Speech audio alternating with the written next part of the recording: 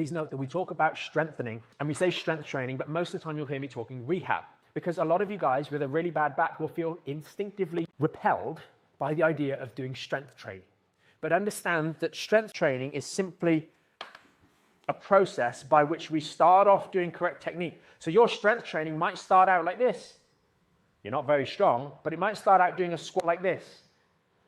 Even those of you that have very, very bad back pain and sciatica are doing more than this every day by virtue of the fact that at some point in the day you're going to go to the bathroom, which is a lower chair than what I've just described as a squat. And so the way in which strength training works in the first instance is as you start practicing strength training, you get some technical improvements.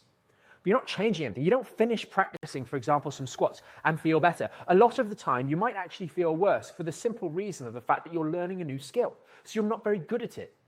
And so we practice that skill, but we get some immediate improvements, which means that as we get better at the squat, for example, the hip hinge, engaging our core, over the next couple of hours, we are going to hopefully, if we're being thoughtful, apply that newfound skill and coordination to our daily life. And therefore, over the next few hours and the next few days, we are going to be more effective at controlling our body as we move through the real world. And then over time, that has a significant effect for many of stopping you aggravating your back nearly as much. But it's not like you finished doing the squat practice or the rehab and you all of a sudden feel better. And this is enhanced even more when we actually start strength training properly, which is obviously with more load, with actually challenging ourselves in this part of the rehabilitation, which all of our members go through, right? All of our members that are struggling with all sorts of different back injuries are going through this process.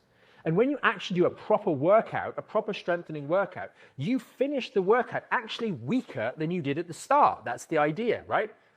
And it is the way in which strengthening helps you is really threefold. Number one, when you're practicing those exercises, I've already said it, you're improving your technical control of the human body, which means you are more effectively controlling yourself, preventing you from putting your spine in positions that it does not like, that it puts it in positions of provocation.